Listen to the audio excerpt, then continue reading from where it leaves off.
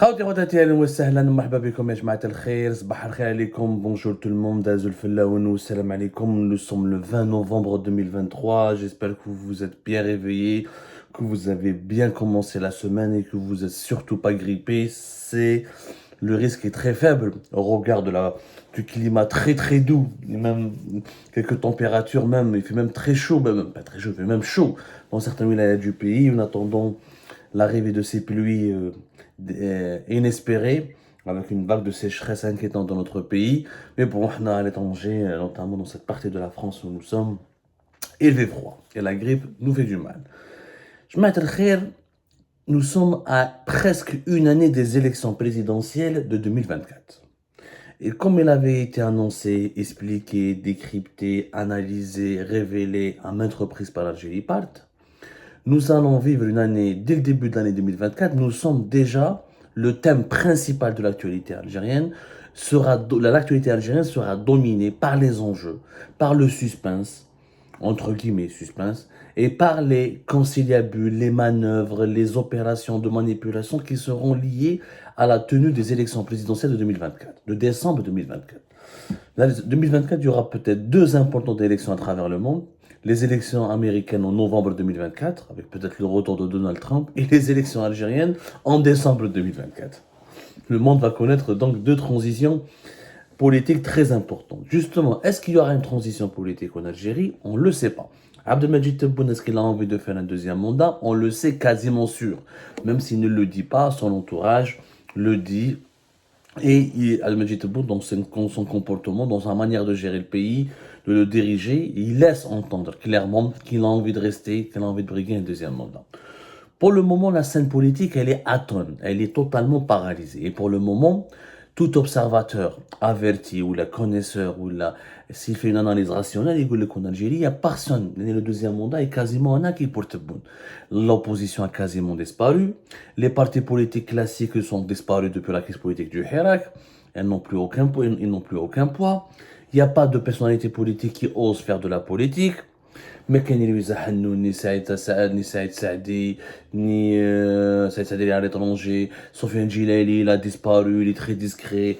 Il y a pratiquement personne. Les grands poids lourds de la scène politique algérienne ont disparu. Mouloud Hamrouch, Ben Beitour, des fois ils s'expriment, quelques-uns s'expriment, mais vraiment de façon très discrète. On a l'impression que Majid Tebboune domine maintenant le pays et qu'il va facilement remporter son deuxième mandat parce qu'il n'y aura pas de concurrent. Parce que la question qu'on se pose, qui pourra le concurrencer? Et bien, il y a un homme dont personne ne parle en public, mais qui suscite beaucoup d'interrogations et qui alimente les discussions au cœur dans les salons du sérail algérien. Dans les salons du sérail algérien, il y a un homme qui commence à faire du bruit et qui pourrait être candidat en 2024 et qui pourrait saboter le deuxième mandat de Tebboune et qui pourrait en tout cas le perturber grandement et lui causer beaucoup de soucis. Cet homme, Balak, vous n'y croyez pas encore, Balak, c'est la personne que vous attendez le moins, mais c'est un homme qui est connu auprès des masses populaires et qui est en train encore d'activer sur les réseaux sociaux et qui n'a plus aucun mandat, qui est totalement libre et indépendant. Et d'après nos investigations, de plus en plus, ce qu'on appelle l'état profond. L'état profond, elle est de l'Amérique. L'Amérique, il y a l'ensemble des institutions, des services de sécurité, l'administration de l'État, certains hauts fonctionnaires de l'administration de l'État, les complexes. L'état profond dans les pays développés, c'est le complexe industriel ou militaire. Et surtout les lobbies économiques. Dans notre pays, comme nous n'avons pas d'économie, l'état profond, c'est le complexe politico-sécuritaire administratif. C'est-à-dire certains membres des services de sécurité, certains membres de l'armée, certains lobbies au sein de l'administration. Et bien, il y a un homme qui commence à leur taper dans l'œil, il y a des contacts avec des relais de cet état profond en Algérie, de certains représentants de cet état profond en Algérie, et cet homme s'appelle Abdelrazak Maqri. Oui, Abdelrazak Maqri, l'ex-président du Mouvement pour la Société et la Paix, le MSP, le Mouvement de la Société pour la Paix, l'ancien Hamas, est en train de se positionner très discrètement et très doucement comme l'éventuel joker qui pourrait qui pourrait troubler les élections présidentielles de 2024. Sa candidature pourrait être une option concrète qui risque franchement de perturber les plans de Abdelmadjid Tebboune et de son clan. Je m'explique. Alors, Abdelazar Maqri, il a un avantage, c'est qu'il est jeune. en Algérie, entre guillemets, par rapport à d'autres. Il a 63 ans. Le drame de l'Algérie. À 63 ans, tu es jeune. Par rapport à qui? Par rapport à Tebboune, 78 ans, à Shengriha, ou au Conseil de la Nation, Salah Goudjid. Donc, par rapport à 80 ans, 70 ans, on estime qu'il est jeune. Déjà, il est en bonne santé. C'est quelqu'un qui est en forme, qui est en bonne santé, il a 63 ans. C'est quelqu'un qui a une expérience politique importante, parce que, je rappelle, il a été député de la wilaya de Msila de 97 à 2002. Il a été député, encore une fois, de la wilaya de Msila pour un deuxième mandat de 2002 à 2007.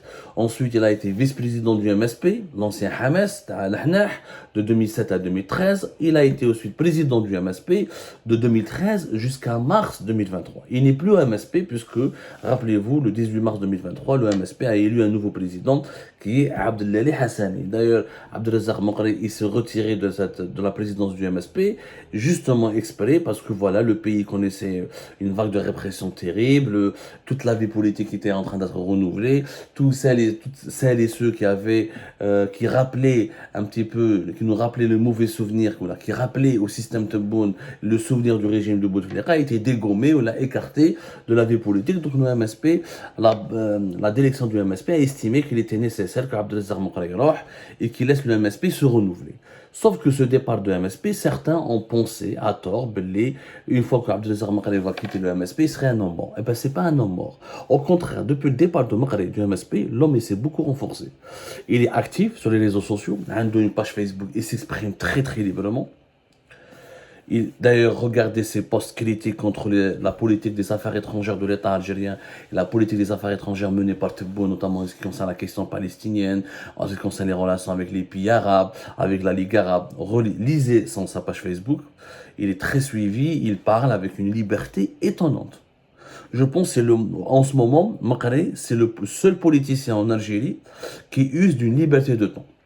Parce que, في الجزائر دوكا واحد ما يهدر كي غير حنا جماعة اليوتيوب les réseaux sociaux, les activistes et les journalistes sur les réseaux sociaux qui parlent.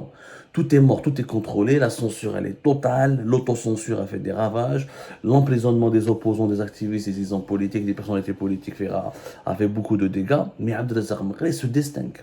C'est le seul qui adopte une position critique.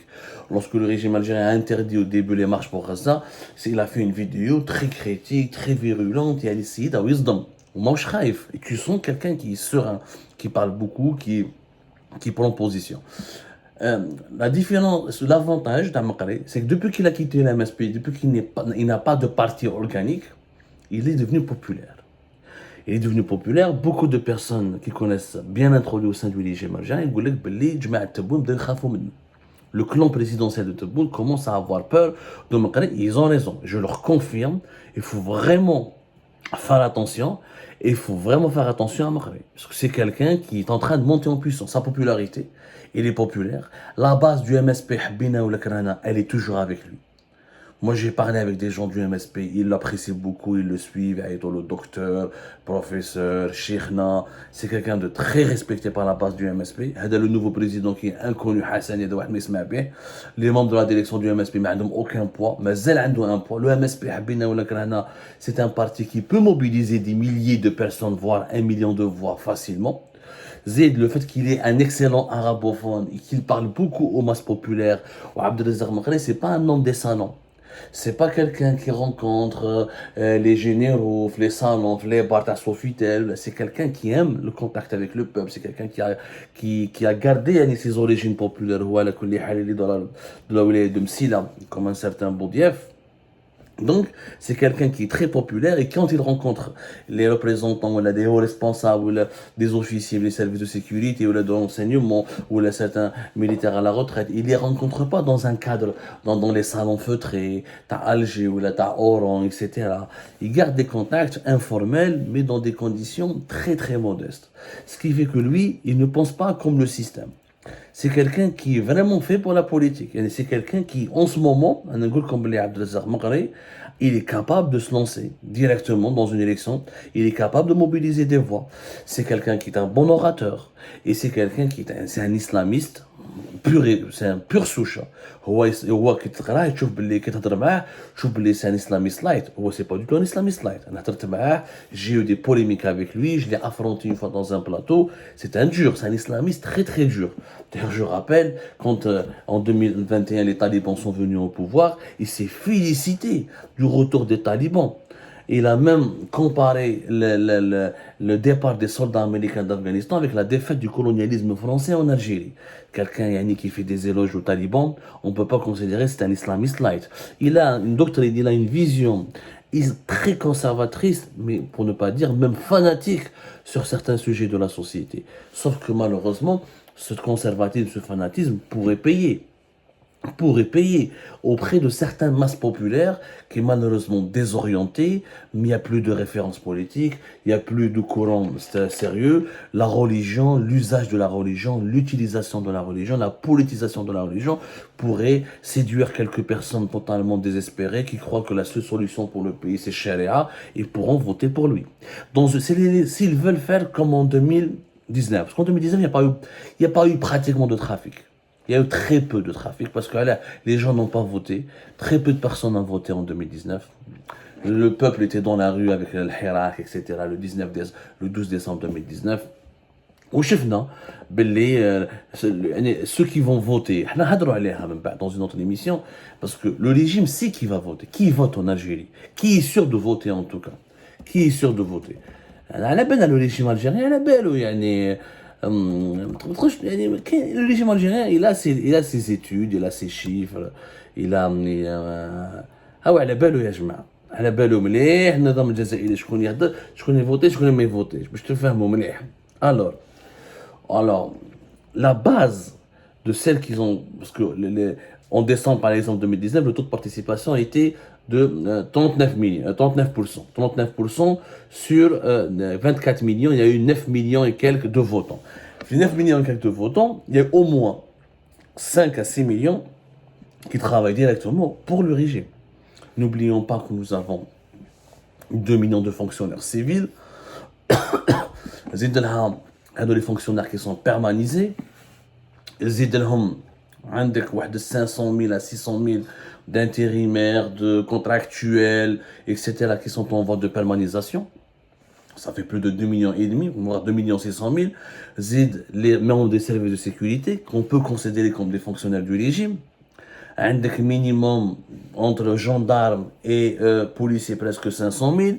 Zid pratiquement les militaires actifs et en service, ça fait 500 000. Déjà عندك 3 millions et quelques.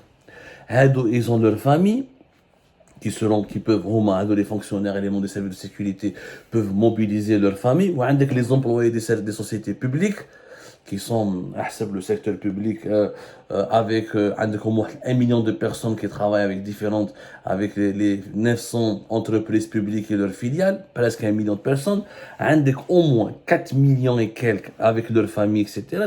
8 millions de personnes qui peuvent voter sur 24 millions ou 25 millions de personnes inscrites sur le fichier électoral. Donc, il y a la base de celles et ceux qui vont voter pour les élections présidentielles en Algérie.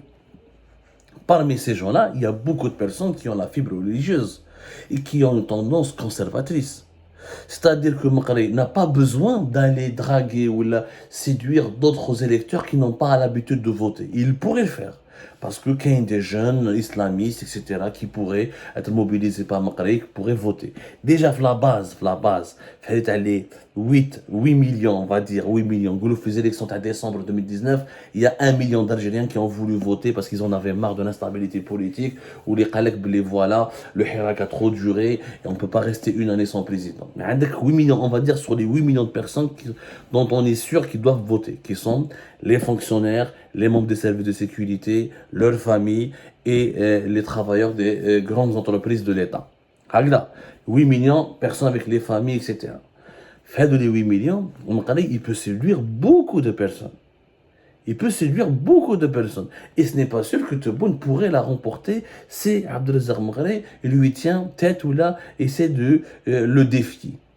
Donc, maintenant, est-ce que Mghari aura le courage? Est-ce que le courage de Mghari sera intact? Est-ce qu'il ira jusqu'au bout?